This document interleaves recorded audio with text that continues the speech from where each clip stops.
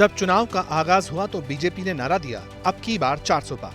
मगर इस नारे को विपक्ष ने मुद्दा बना लिया। ये आरोप लगाया कि अगर प्रचंड बहुमत दिया तो संविधान बदल दिया जाएगा। सवाल है, समस्तीपुर की जनता को क्या लगता है, 400 पार का टावर या बैलेंस वाली पावर? यही सरकार आनी चाहिए।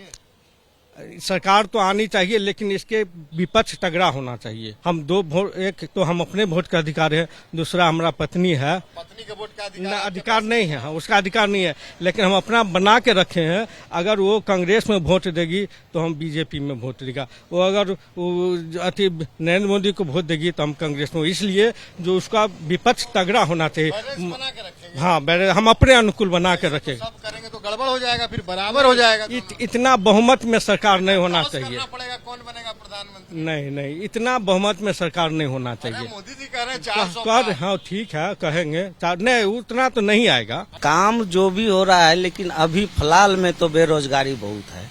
हम लोग जो है बहुत बेरोजगारी। पहले 30 रुपए प्लेट में हम छोटा मोटा होटल करते हैं, 30 रुपए 25 रुपए प्लेट बेचते थे, उसमें कुछ गुजारा हो जाता था। आज 50 रुपए 60 रुपए प्लेट बेचते हैं, फिर भी गुजारा नहीं हो रहा है। कहने कि सिलेंडर महंगा है तो क्या हुआ, अब हमारा तनख्वाह हो गया अब 4 गुना। नहीं सर, अब बदलाव होना चाहिए। नौजवान बहुत बेरोजगार है। तो देखिए, यहीं पे अलग अलग लोग हैं, अलग अलग विचारधारा है।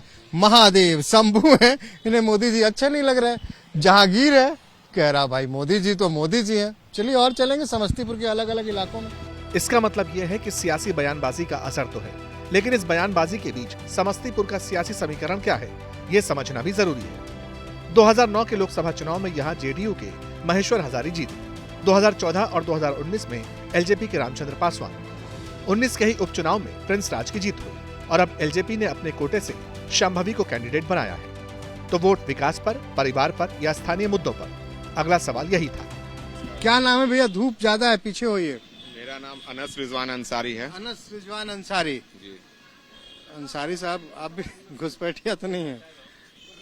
ये देश की मातृभूमि पर आजकल बड़ा चल रहा है। ये राजद के लोग हमेशा मुसलमानों के लोगों को भाजपा के नाम पर डराते हैं और उससे वोट लेते हैं। एक नंबर पर जाते पात मुद्दा रहे, तो जाते पात तो मुद्दा रहेगा। ये है कि सब जगह वही हाल है। हिंदू उसको देंगे, हम उसको देंगे, हम उसको देंगे। जातीय बात तो वाली बातें है सब जगह। अब वोटर जात पात की बात कर रहे हैं तो लगे हाथ समस्तीपुर का जातीय समीकरण भी आपको बता देते हैं। समस्तीपुर में 3,90,000 कुशवाहा वोटर हैं, 2.5 लाख से ज्यादा पासवान, 2.25 लाख यादव और अच्छी खासी तादाद में मुस्लिम मतदाता भी हैं। कुल मिलाकर करीब 20% एससी वोटर हैं। श्रीनिवास जब जनता से मुद्दे पूछ रहे थे तो बात राम और परशुराम तक भी पहुंच गई। भिखारी सारी दुनिया दाता है एक राम। राम जी का ही तो है, जो राम को लाए हैं उसी को लाएंगे। तो परशुराम को क्या भूल गए? परशुरामों को याद कीजिए। अशोक चौधरी की बेटी चिराग पासवान की तरफ, इनका बेटा कांग्रेस की तरफ। क्या खेला हो रहा है? बड़ा बेहतरीन है। नहीं, जीतेंगे यही। कौन? हाथ छाप। हाँ छाप। कोई पूछ नहीं रहा, कर रहा। क्या कह रहा है कि नहीं पूछ रहा है? पंडित जी का है तो अभी गए ना। क्या कह रहा है? पंडित जी का है तो अभी। ना पंडित जी कौन कहेंगे? ये पंडित जी कहेंगे? ये पंडित जी तो दुनिया को ठग रहे हैं, ये क्या कहेंगे? ये पंडित जी स्वयं ठग रहे हैं। ये जो प्राण है ना, यही राम है। जब बोलिएगा खत्म होगा, बस बात खेल। चुनाव में रामे जी चलेंगे कि कुछ और चलेगा? ना परशुराम जी चलेंगे। राम जी चलेंगे। राम छोड़ करके दूसर कौन चलेगा? कौन चलेगा? फेल है राम जी फेल। तो क्या वाकई चुनावी जमीन पर ये मुद्दे चलेंगे? राम परशुराम, हिंदू मुसलमान, क्या यही सोचकर जनता वोट देती है? क्या नेता की परफॉर्मेंस और विकास वाली अप्रोच बैकसीट पर खिसक जाती है? दुकान पर उबाल मारती चाय के बीच श्रीनिवास ने मतदाताओं से बातचीत आगे बढ़ाई। तो इस बार वोट बाहरी है भीतरी पे? हाँ, बाहरी है भीतरी है। मान लीजिए लोकल आदमी रहेगा, उसको जरूरी होगा तो उसको जाकर खोज लेगा। जो बाहरी रहेगा उसको कहाँ खोजेगा? दिल्ली में खोजेगा कि पटना में खोजेगा?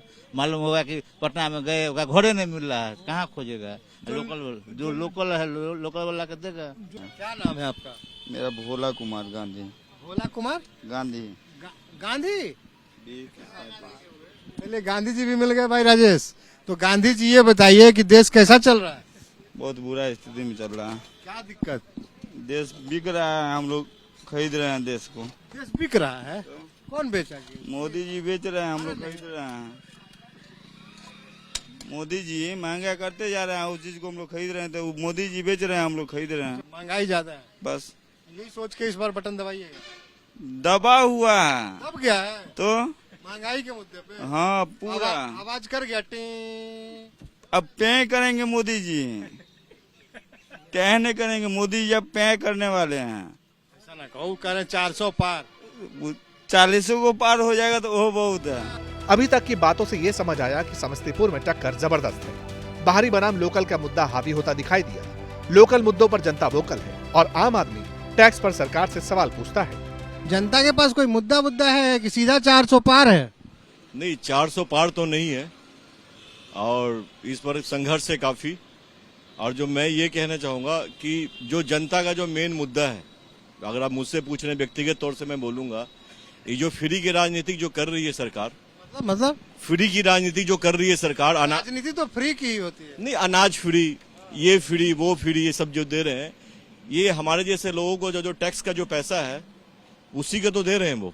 लेकिन जो टैक्स पे ही है उसको क्या मिल रहा है? हमें टैक्स के नाम पे मिल क्या रहा है? सड़क मिल गई, अस्पताल, IIT आए, गाड़ी खरीदते हैं, 15 साल का रोड टैक्स देते हैं, उसके बाद टोल देते हैं, फिर कैसे मिल गया आपको?